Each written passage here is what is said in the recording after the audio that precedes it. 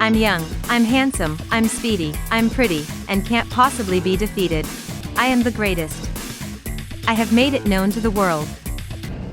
I have no reason to point a gun at innocent Vietnamese with any crime or grudge. In the 1960s, amidst deep-rooted racial discrimination in American society and the escalating quagmire of the Vietnam War, there emerged a man who captivated the world with his dazzling boxing skills, provocative talk, and unwavering courage in the face of national pressures. That man was Muhammad Ali. Muhammad Ali is not only respected within the realm of boxing but also admired and looked up to by athletes and celebrities from various fields. Barack Obama once said, "Muhammad Ali was the greatest of all time." I'm grateful to God for having had the chance to know him, even for a little while. During his presidency, Obama proudly displayed a pair of boxing gloves and a photograph of Ali in the White House, gifts from the legendary boxer himself. In 1942, Cassius Clay, later known as Muhammad Ali, was born in Louisville, Kentucky. His encounter with boxing happened one day when his precious bicycle, a birthday gift from his father, was stolen by someone. Distraught, a young Clay happened to come across a white police officer named Joe Martin. Through tears, Clay expressed his desire to beat up those who stole his bike. In response, Joe Martin told him, "Well, you better learn how to fight if you want to do that," and encouraged the young Clay to join a boxing gym. Notably, Joe Martin was not only a police officer but also a trainer at the gym. Young Clay dedicated himself to training more earnestly than anyone else at the gym, and his talent gradually began to blossom. And in 1960, at the age of 18, he competed in the Rome Olympics and won the gold medal in the light heavyweight division. Immediately after that, he turned professional and achieved a streak of 10 wins. However, during that time, the popularity of boxing favored intense matches where opponents traded blows, and his smart style of dominating opponents with technical skills did not excite the audience, resulting in limited popularity. Therefore, he began to gain popularity by making pre-fight predictions of knockout rounds and using his big mouth to attract spectators. I'm young, I'm handsome, I'm speedy, I'm pretty, and can't possibly be defeated. With his arrogant and cocky attitude, he started to gather attention and became known as Cassius the Bragger. However, at that time, his true abilities were not yet widely recognized, and he was mainly evaluated as an eccentric boxer who entertained the crowd like a clown. After a series of victories, in 1963, he suffered a severe knockdown in the fourth round of his fight against Henry Cooper but managed to secure a narrow victory. Then, despite doubts about his skills, he gained the opportunity to challenge Sonny Liston, the reigning world champion, in 1964, as a popular boxer whose popularity preceded his actual abilities. Liston was feared for his devastating punching power and was known as the Big Bear for his intimidating presence in the ring. During the pre-fight press conference, with the champion Liston present, Clay declared, "Cameras, newspapers, television, radio, let the whole world know. If I lose to Sonny Liston, I will get on my knees in the ring, kiss his feet, and leave this country on the next plane, declaring him the greatest." Liston, who was born into extreme poverty and resorted to stealing for survival from a young age, had no education and couldn't read even as an adult. He became a leader of a robbery gang and had 19 arrests on his record. It was in prison where he learned boxing, and after being released on parole, he captured numerous amateur titles and continued his successful streak after turning professional, eventually winning the world title in 1962. And in 1964, the match between Cassius Clay and Sonny Liston began. In the match, Liston's punches missed due to Clay's graceful footwork and defensive techniques, while Clay's piercing jabs gradually deformed Liston's face. Even when the bell rang to start the 8th round, Liston couldn't get up from his corner, resulting in Clay's TKO victory. Clay bellowed in the ring, "I am the greatest. I have made it known to the world." 2 days after that fight, Clay announced that he belonged to an organized Islamic group of black believers and changed his name to Muhammad Ali.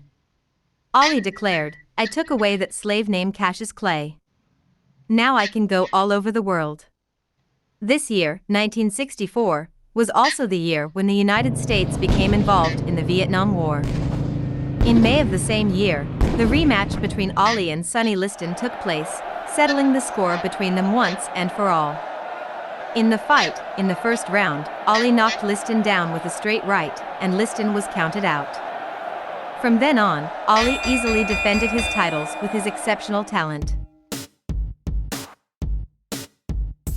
Ali's boxing style was revolutionary and unlike anything seen before. He circled the ring with swift footwork, bewildering his opponents with rhythmic movements. He would quickly throw jabs and one-twos, and unleash rapid-fire punches from unpredictable angles. The opponents were left helpless, as if they were punching bags, being knocked down relentlessly. In 1966, as the Vietnam War escalated, Ali's words, which were broadcasted by the media, stirred up the government and the public at the time. I have no reason to point a gun at innocent Vietnamese with any crime or grudge. By refusing to be drafted, he received a sentence of 5 years in prison and a fine of $10,000. Ali had all his titles and boxing license stripped away, and his passport was confiscated. This effectively prevented Ali from participating in any boxing matches. In reality, the draft process was a formality, and top-tier athletes like Ali were not sent to the war zone. Ali knew this, but he made a statement against the war by sacrificing all his status and positions out of his own pride.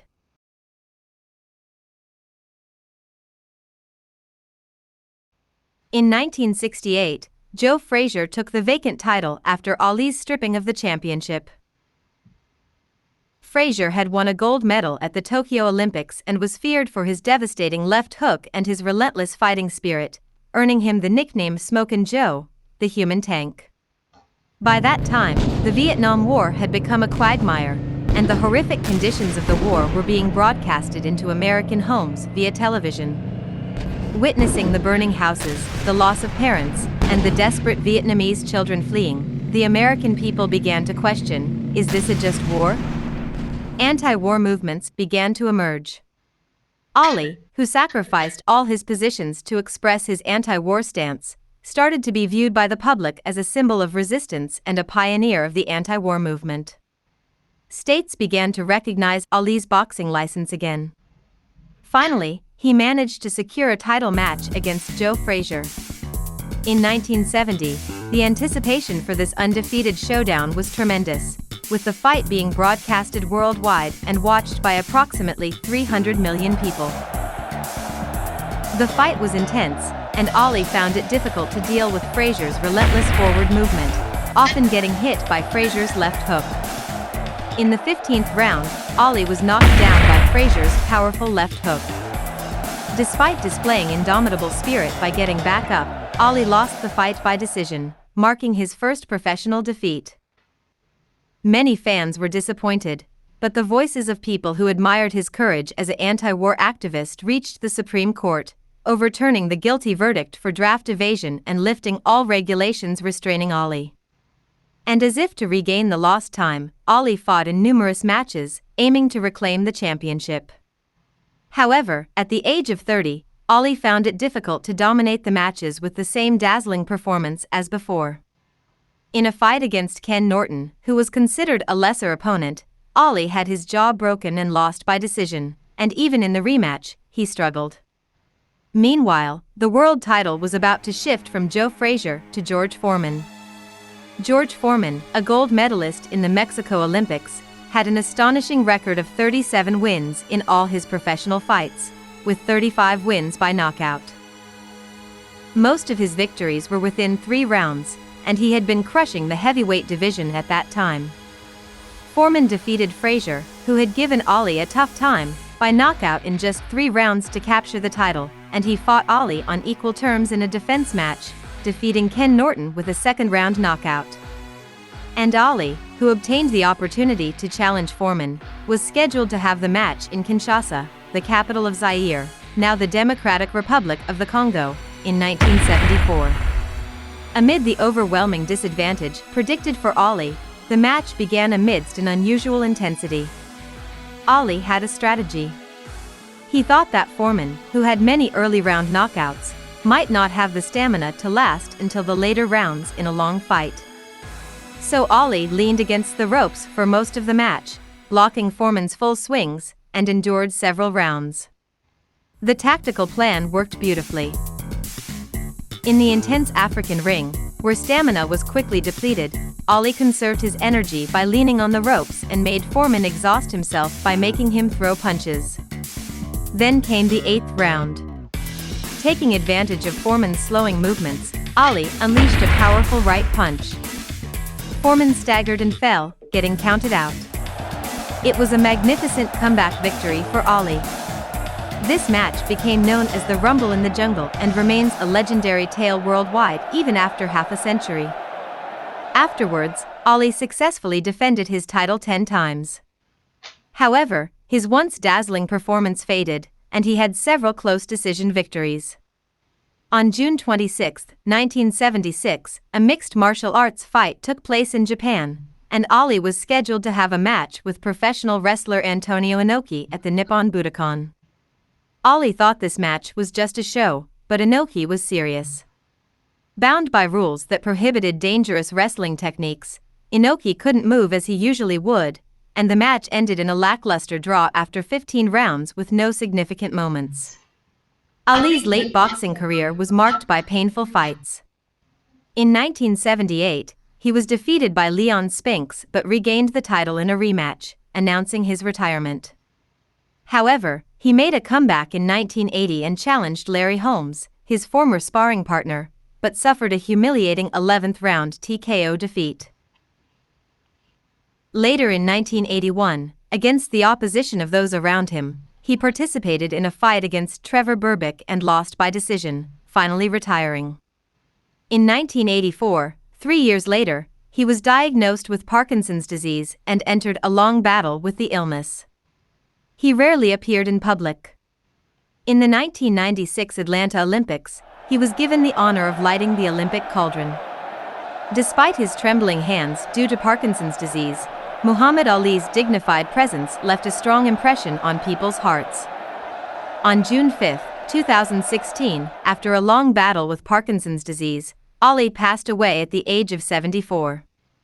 The news of Ali's death spread around the world, with U.S. President Barack Obama issuing a statement and superstars from around the world expressing their condolences.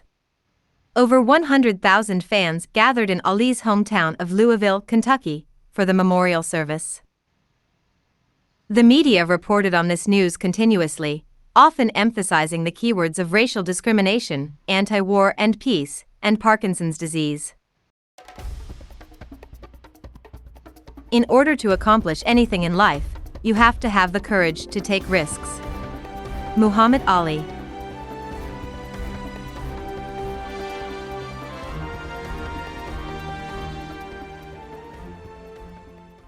Please subscribe to my channel.